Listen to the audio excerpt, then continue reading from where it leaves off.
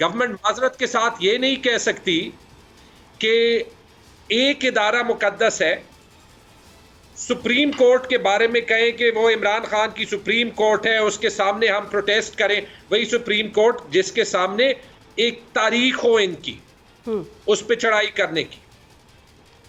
या हमने सारे इदारे बनाने, फौज को स्ट्रेंथन करना है, पार्लियामेंट को स्ट्रेंथन करना है, कोर्ट्स को स्ट्रेंथन करना है, सिविल सोसाइटी को स्ट्रेंथन करना है, या फिर यही होगा। माजरत के साथ कसूर वाकई सियासतदानों का है, क्योंकि हमने वो लाइंस नहीं ड्रॉ की कि हम कहें कि कैसे हमने मुल्क को चलाना है। फिलहाल इनके लिए एक्सपीडियंट है, तो अब ये वो सारी चीजें कह रहे हैं। यार क्या आप लोग टेररिज्म की और उसकी बात कर रहे हो? अल जुल्फिकार किसकी ऑर्गेनाइजेशन थी? बेनजीर के मर्डर के लिए आप किसको ब्लेम कर रहे थे? एक साल आपने इलेक्शन क्यों नहीं कराया? इसकी जरूरत ही नहीं पड़ती। क्यों आप एक तरफ कोर्ट और लोगों को सामने कर रहे हो, दूसरी तरफ पाकिस्तान के मिलिट्री एजेंसीज और लोगों को सामने कर रहे हो? मैं क्यों कहूं कि ये पाकिस्तान के हक में है? नहीं है। फिलहाल बेनिफिशियरी एक ही है, पीडीएम की पार्टीज। क्यों? मैंडेट नहीं है इनके पास। मैंडेट होता तो आज से 12 महीने पहले इलेक्शन कर चुके होते। लेकिन नुकसान ना करने का पाकिस्तान को हो रहा है। वो सारी डिस्कशंस आज हो रही हैं जो होनी नहीं चाहिए थी। This is not Imran Khan versus PDM. जब इतनी प्रेसिपिस पे चीजें चली जाएं, we have to find a way to go back. उसमें पहली जो रिस्पॉन्सिबिलिटी है वो हुकूमत की है, और हुकूमत में सियासतदानों की है, इनकी जितनी अथॉरिटी हो या ना हो।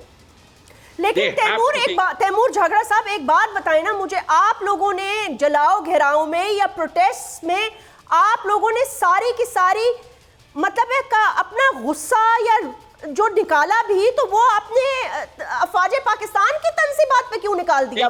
वहां क्या कर? और दूसरा मैं आपसे ये पूछना चाहती हूँ कि ये आपके कैसे सपोर्टर्स हैं, या अगर वो आपके सपोर्टर्स हैं, एक तो आप जिना हाउस में घुस गए, एक फैमिली को आपने हरासा किया, फिर आप रियासत मदीना के अगर फॉलोअर्स हैं तो आप वहां से चोरियां भी करके आ रहे हैं। मतलब है कोई फ्रिज से स्ट्रॉबेरीज निकाल रहा है, कोई चीज निकाल रहा है, फिर वीडियोस बना रहा है। मतलब है आपको पता है कि दुनिया में कितना मजाक बना है हमारे ऊपर ट्विटर स्पेसेस करता रहा है भारत, सारी रात मजे लेता रहा है, चस्के लेता रहा है। वो एक फिल्म है गैंग्स ऑफ न्यूयॉर्क, जरूर देखिएगा। उस वक्त की है जब वहां पे भी कुछ वैसे ही सिस्टम होता था जो यहां पे होता था।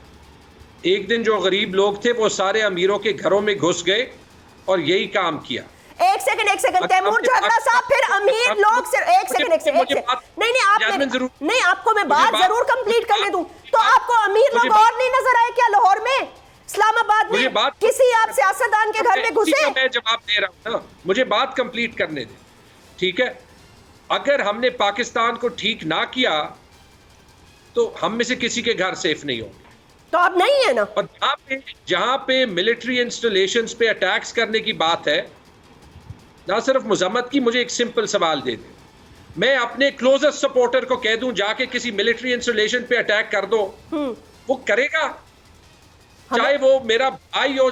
यार नहीं होते ये चीजें तभी होती है जब एक्स्ट्रॉर्डिनरी हालात बन जाते हैं, जो भी उसका फायदा उठाए। तो आप कर ही नहीं सकते। तो तैमूर मुझे प्लीज एक्सप्लेन कर दें, हालात पिछले साल में किसने बनाए हैं? 116 दिन हो गए खैबर पख्तूनख्वा का, हमें इलेक्शन का डेट नहीं मिला। सुबह के वक्त अदालत में ये जो कह रहे हैं इमरान खान लाडला है, सुबह इमरान खान के टिरियन का केस जो है वो मुस्तरद हो जाता है, शाम को वो जो जजमेंट है वो अदालत की वेबसाइट से चली जाती है, और चीफ जस्टिस जो माइनॉरिटी जज होता है वो कहता है कि 2 जजेस जो हैं उनको मैं निकाल चुका हूं। उसके बाद आप समझते हैं कि लोग जो हैं वो नहीं देख रहे खुद से, मुझे उनको कुछ कहने की जरूरत है। अगर ये वीडियो आपको पसंद आई है तो इस चैनल को सब्सक्राइब करें और बेल आइकन को क्लिक करें।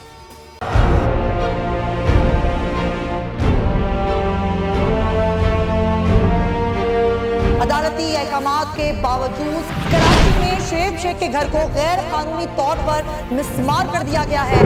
पोल के खिलाफ इंतकामी कार्रवाइयों में तेजी, कराची में को चेयरमैन शोएब शेख का घर गिरा दिया गया। पोल के खिलाफ इंतकामी कार्रवाइयों का सिलसिला जारी है। सिंध हुकूमत की अदालती अहकामात की खिलाफ वर्जी, सिंध हाई कोर्ट का स्टे ऑर्डर नजरअंदाज। सेक्रेटरी बल्दियात Najam Shah, director land Sawal Islam, director anti encroachment Imran Ahmed को नोटिस जारी। Administrator KMC director Saifur Rehman, DIG south Irfan Baloch, SSP Keamari Fida Hussain को भी फरीक बनाया गया। इससे पहले जो जुल्म के पहाड़ तोड़े गए, शुएब अहमद शेख की जबानी सुनी। 60 दिन का वक्त होता है, 102 दिन के बाद मैं जीत गया, केस बरी हो गया, 102 दिन के बाद अपील फाइल की, एक्सेप्ट कर ली। नहीं करते ना एक्सेप्ट, खत्म हो जाता ना जुल्म यार। भरी अदालत में मुझे बरी कर दिया, फिर पता नहीं क्या हुआ, 2.5 घंटे बाद का नोट बिफोर, मैं नहीं सुनता ये केस। खड़े रहते अपने फैसले पे, मिट जाता जुल्म। अल्लाह ताला ने बिठाया इस कुर्सी, इन कुर्सियों पे इनको यार, ये अल्लाह ताला की तरफ से फैसले करने हैं। तो या तो ये फैसले आएंगे, जुल्म मिट जाएगा, या कौम खड़ी हो जाएगी जुल्म के खिलाफ।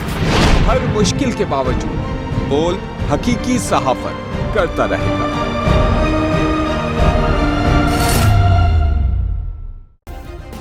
सब्सक्राइब करें और बेल दबाएं ताकि कोई खबर रह न जाए।